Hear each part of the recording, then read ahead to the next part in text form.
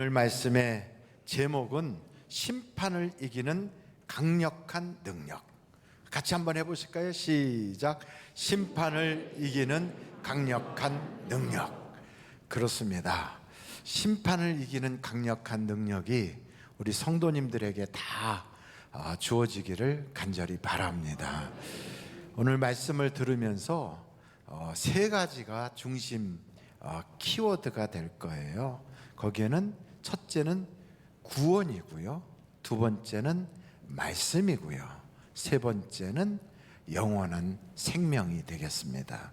영원한 구원은 어디냐? 그 영생의 나라, 저 천국의 원형으로 탁 돼 있는 하나님의 성소에 들어가야 되거든요. 근데 거기에 들어가려면 죄를 용서받아야 돼요.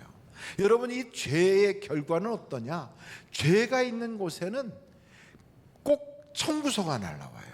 그 청구서가 뭐냐면 사망이에요. 죄의 싹은 뭐라고요? 죄의 값이 사망이에요. 그래서 여러분, 죄의 문제를 해결하지 않고 세상을 살면 사람들은 다 뭐라고 얘기하냐면 죽겠다고 말해요.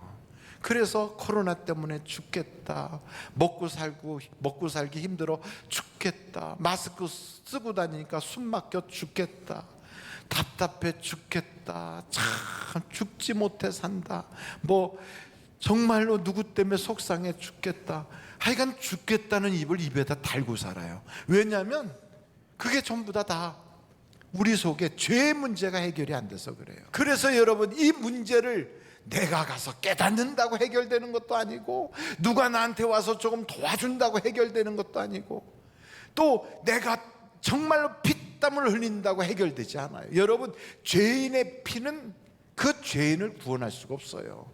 죄인은 스스로도 구원 못해요. 그러니까 옛날에는 어떻게 했느냐면 죄 없는 짐승 잡아서 그 피로 구원받고 싶어 했다고요. 그러나 여러분, 짐승의 피로는 온전한 구원이 이루어질 수가 없는 거예요. 그래서 하나님의 아들 예수 그리스도께서 이 땅에 누구를 위하여 오셨냐고요? 죄인을 위하여 오셨어요. 아멘, 아멘. 그래서 죄인들을 만나서 어떻게 하려고? 죄인들을 회개케 하여 구원시키려고 오셨다는 거예요. 여러분, 이런 이야기하면 정말로 마음에 기쁨이 얼굴로 확 올라와야 돼요. 와, 나도 죄인인데 나에게도 구원의 기회가 왔구나, 이런 마음을 가져야 된다고. 여러분, 이 소식을 딱 들었을 때, 야, 예수님이 이 땅에 오신 건 죄인을 구원하려 오셨다고. 그러니까 여러분, 천국에서는 뭘 가장 기뻐하냐면 죄인 한 사람이 돌아올 때 의인 99명의 그 모습보다도 더 기뻐한대요. 죄인이 돌아올 때마다 천국에는 잔치가 벌어진대요. 그만큼 죄인을 찾아서 회개시키는 것이 우리 주님의 모습이라고요. 그런데 여러분, 그 일을 위하여 우리 주님이 피를 흘리시고 우리 주님이 대신 우리의 죄를 위하여 죽으셨다고요. 자, 이거 생각하면 우리가 얼마나 기쁜 일을 우리가 겪게 된 겁니까? 그러면서 우리가요, 깨끗해지고 우리가 조금 정신 차리고 깨닫고 내가 참 이렇게 살면 안 되지 하고 돌이킨 다음에 주님이 십자가를 지고 내 죄를 사해 주신 게 아니다, 이 말이에요. 언제 그러셨느냐? 내가 깨닫기도 전에, 내가 여전히 죄 짓고 있을 때, 내가 아직도 죄에 대해서 조금도 요만큼도 마음에 돌이키지 못하고 있을 때 우리 주님께서 이미 보혈의 샘이 팍 터져서 우리의 죄를 다 사할 수 있도록 그렇게 준비를 다 해놓으셨어요. 그래서 어느 날 주님의 복음을 듣고, 야, 예수님이 날 위해 오셨구나, 그걸 깨닫고 가서 주여 감사합니다 하고 그 예수의 보혈의 피로 내 죄를 씻으면 우리가 의롭게 되는 거예요. 할렐루야. 그래서 여러분, 그 피로 말미암아 지옥 갈 우리가 천국 가는 사람으로 단번에 변화받는 걸 믿으시기를 바랍니다. 우리가 신앙생활 하다 보면 꼭 어떤 때는 천국 갈 것 같고 어떤 때는 지옥 갈 것 같고, 나 같은 게 과연 하나님의 자녀라고 불리움 받을 수 있겠나, 이런 생각이 기복이 막 들어. 이렇게 그 왜 그러느냐 하면 영원한 것을 붙잡지 않아서 그래요. 주로 뭘 보냐면 자기를 보니까 약한 내 모습에서 변화무쌍하거든. 그래서 믿음이 잘 안 가는 거예요. 그래서 어디를 봐야 되냐면 하나님의 그 언약궤를 딱 보면 그 속에 하나님이 우리에게 해답을 주셨어요. 그 언약궤를 딱 한번 보세요. 그 언약궤 오늘 성경 히브리서 9장 4절에 보면 여러 가지가 등장하고 있거든요. 한번 여러분 거기 말씀을 보세요. 금향로와 사면을 금으로 싼 언약궤가 있고 그 안에 만나를 담은 금 항아리와 아론의 쌍난 지팡이와 언약의 돌판들이 있고 그래요. 뭐가 많이 있어요, 그죠? 거기 뭐가 있다고 그래요? 거기에 아무 생각 없이 있었죠? 예, 그래도 아무 생각 없었어도 세 가지만 먼저 얘기해 보자. 첫째, 금 항아리.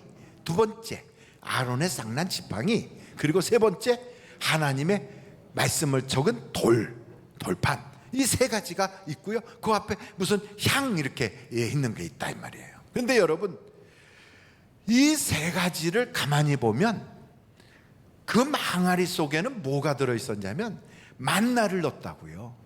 이 만나가 뭐냐면 이스라엘 백성들이 광야 생활을 할 때 그때 하나님께서 거기에서 베풀어 주신 만나를 거기다 기념으로 담은 거예요.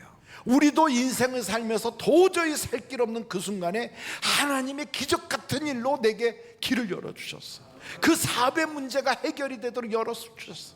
여러분, 이런 간증이 딱 있다면 신앙생활에 얼마나 큰 도움이 되겠어요. 마찬가지로 아론의 쌍난 지팡이 같이 내가 인생을 살아가는데 갈등이 생기고 어디로 택해야 되는지, 내 발걸음을 어디로 옮겨야 될지, 누구 말을 들어야 될지 몰라서 번민이 될 때 하나님께서 정리를 딱 해주시는 거야. 아론의 쌍난 지팡이를 보고 그걸 쫓아가라 딱 잡아줄 때, 이야, 하나님이 내 길을 인도해 주셨구나. 이런 체험들이 다 있다고. 여러분, 저도 마찬가지로 사우디아라비아라는 데를 가게 됐잖아요. 근데 저는 거기가 어떤 데인지 모르고 열사의 땅이라고 갔거든. 열사의 땅.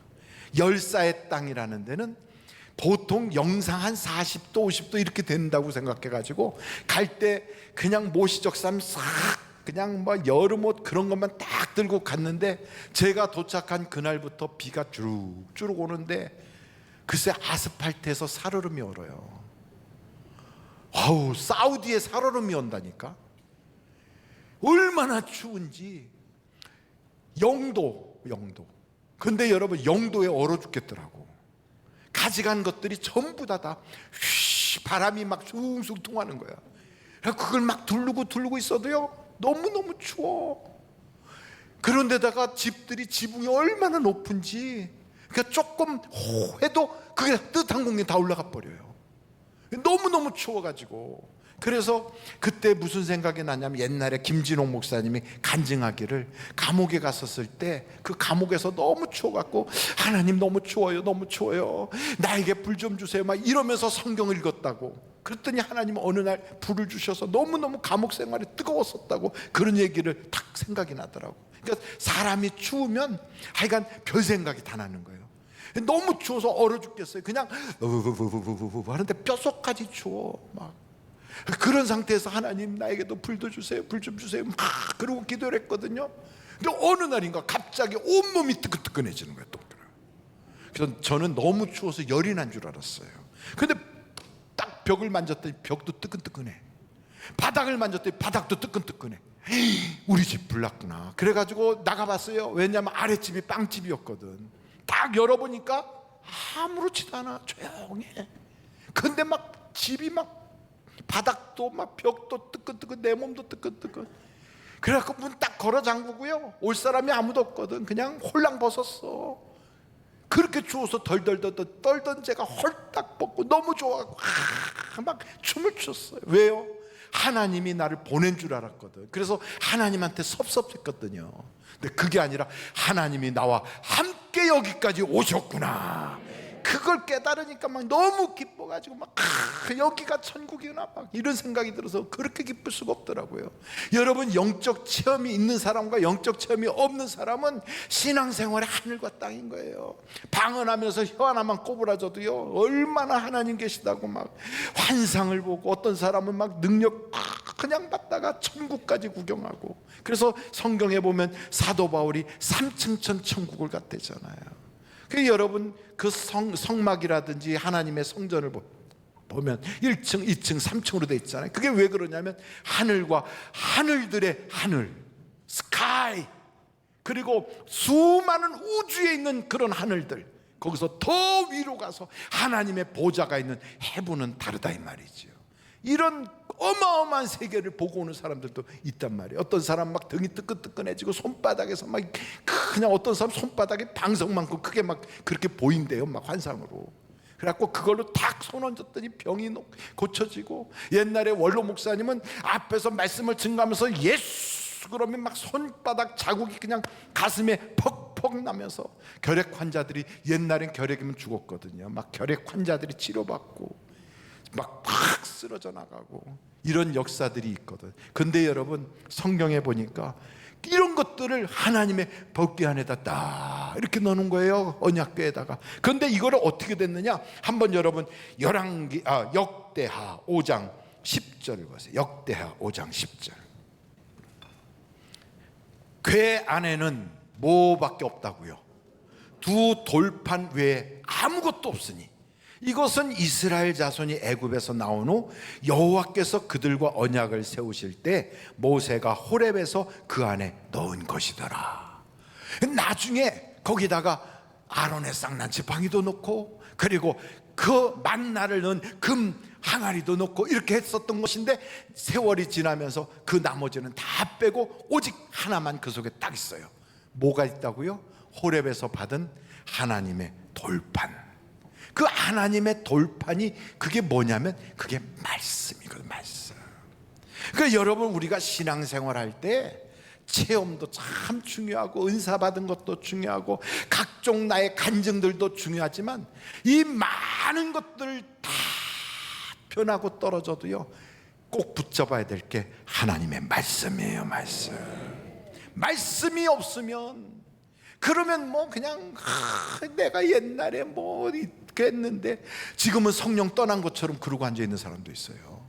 내가 옛날에는 막 뜨끈뜨끈하고 방언하고 그랬는데 요즘은 그런 것도 안 되고, 그래서 하나님하고 멀어진 것처럼 착각하는 사람도 있어요. 여러분 방언도 그치고 예언도 다 소멸하지만 마지막까지 딱 있는 건 믿음, 소망, 사랑의 예수 그리스도가 계신 걸 믿으시길 바랍니다.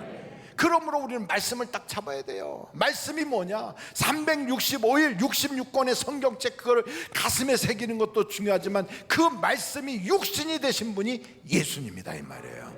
여러분 요한복음 1장 14절을 한번 보십시오. 요한복음 1장 14절 같이 한번 읽도록 하겠어요. 시작. 말씀이 육신이 되어 우리 가운데 거하심에 우리가 그의 영광을 보니 아버지의 독생자의 영광이요 은혜와 진리가 충만하더라. 누구예요 이분이? 이분이 바로 은혜와 진리가 충만한 독생자의 영광을 가지신 분이 바로 예수님이에요. 말씀이 육신이 되신 분이에요. 그래서 요한복음 1장 18절을 보면 이렇게 나와 있어요. 본래 하나님을 본 사람이 없으되 아버지 품속에 있는 독생하신 하나님이 나타나셨느니라. 그러니까 예수님은 누구시라고요? 독생하신 하나님이에요. 그래서 여러분 하나님이 우리를 이렇게 사랑하셔서 요한복음 3장 16절에 이렇게 말씀하고 있어요. 한번 같이 다 같이, 이건 너무너무 유명한 말씀이니까 요한복음 3장 16절 같이 한번 읽도록 하겠어요. 시작. 하나님이 세상을 이처럼 사랑하사 독생자를 주셨으니 이는 그를 믿는 자마다 멸망하지 않고 영생을 얻게 하려 하심이라. 그러니까 여러분 하나님의 말씀을 딱 붙잡으면 요동치는 것 같고 막 내가 막 오늘은 꼭 천국 갈 것 같은데 다음 날 되면은 지옥 갈 것 같고 언제는 하나님하고 가까이인 것 같은데 언제는 또 하나님하고 멀어진 것 같고 이렇게 변덕 죽을 듯했던 우리의 마음속에 예수님을 딱 붙잡으면 예수님은 어제나 오늘이나 요동하지 않는단 말이에요. 그러니까 여러분 자기를 잡고 보니까 자기는 흔들려. 그런데 예수님은 흔들리지 않아. 반석 같은 분이거든요. 그래서 예수를 딱 붙잡고 예수님을 믿어야 돼요. 어떻게 믿는 거냐? 여러분 마태복음 16장 16절 같이 믿어야 이게 확실한 믿음이에요. 그래서 믿더라도 그냥 예수님은 위대한 분이야, 예수님은 참 좋은 분이야, 예수님은 사랑을 말씀하셨지, 예수님은 4대 성인이야, 이렇게 믿어가지고는 구원이 없어요. 어떻게 믿어야 그 믿음이 참 믿음이냐면 마태복음 16장 16절 이렇게 믿어야 돼요. 보십시오. 시몬 베드로가 대답하여 이르되 주는 누구라고요? 그리스도시요. 이 말은 그리스도 메시아라 이 말이에요. 기름 부음 받은 자다. 다른 말로 말하면 구세주요. 예수님은 구세주요, 예수님은 구원자시요. 그 다음에 뭐라 그래요? 살아계신 하나님의 아들이십니다. 여러분, 사람의 아들은 사람이에요. 짐승의 새끼는 짐승이에요. 하나님의 아들은 하나님이에요. 예수님은 지금도 살아계시고 창조하시고 돌아가셨다 다시 살아난 영원히 살아계시는 창조주 하나님이시다, 이렇게 믿는 거예요. 그래서 여러분, 그 예수님은 구원자시고 그 예수님은 나의 죄를 위하여 이 땅에 오셨고 그분이 십자가에서 물과 피를 쏟으심으로 나의 죄를 담당해 주셨고 내가 그를 믿음으로 나는 살아계신 하나님의 아들로서 나와 주님이 한 가족이 되었다, 이렇게 믿는 거예요. 그러므로 여러분, 요한복음 1장 12절에 이렇게 놀라운 선포가 있어요. 이걸 우리가 같이 한번 선언할 텐데, 요한복음 1장 12절이에요. 다 같이 읽겠습니다. 시작. 영접하는 자 곧 그 이름을 믿는 자들에게는 하나님의 자녀가 되는 권세를 주셨으니. 그러니까 여러분, 우리는 누구예요? 하나님의 자녀예요. 21세기를 살아가면서 천국 가는 얘기하고 내가 하나님의 자녀니 내가 죄가 용서받았느니 이런 거 하고, 지금 내가 코로나하고 여기서 먹고 사는 문제하고 이게 전부 다 걸려 있는데, 아니 목사님 그런 거 하고 지금 이게 무슨 상관이 있습니까? 이렇게 얘기하는 분들도 있어요. 내가 지금 사업이 이렇게 지금 그냥 목구멍이 달랑달랑하고, 이번 주에 내가 이거 갚지 않으면 부도나고, 지금 내가 이 집세 못 낸 지가 얼마나 됐고 이런 생각으로 지금 아슬아슬하게 사는데, 왔더니 교회에 왔더니 죄가 어떻고 무슨 천국이 어떻고, 꼭 지금 가려운 데 긁어주지 않고 엉뚱한 남의 다리 긁고 있는 것 같은 느낌을 딱 받는단 말이죠.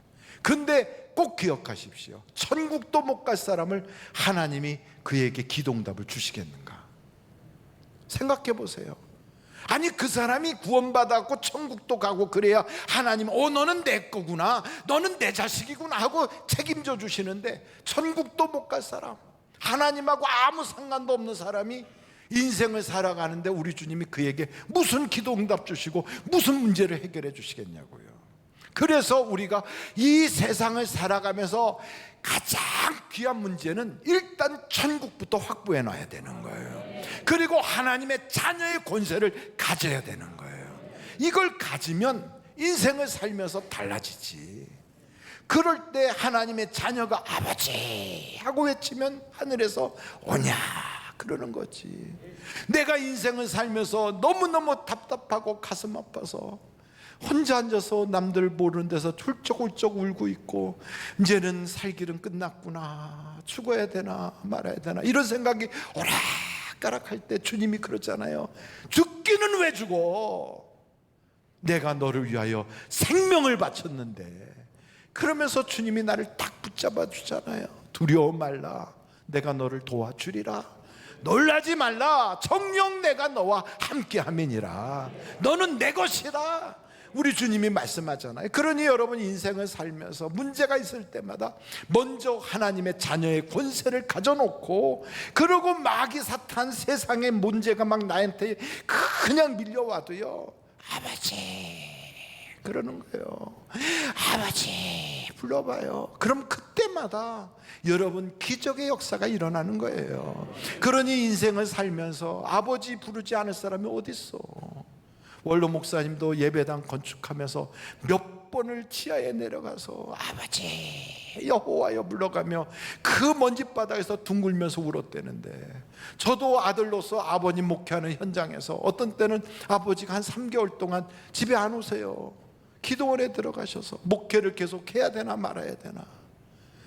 인간의 지식과 지혜와 경험으로 하는 게 아니라 하나님이 부어주셔야 하는데, 하나님이 나를 택했다는 게 확실해져야만 내가 다시 힘을 내고 할 수 있는데, 그러면서 막 몸부림치면서 아버지를 불러가니까 그때마다 하나님이 내가 너를 지명하여 불렀다, 내가 너를 택하였다, 내가 너와 함께함이니라, 이 말씀을 듣고 내려와서 다시 사역하고 다시 하는 거 아니에요.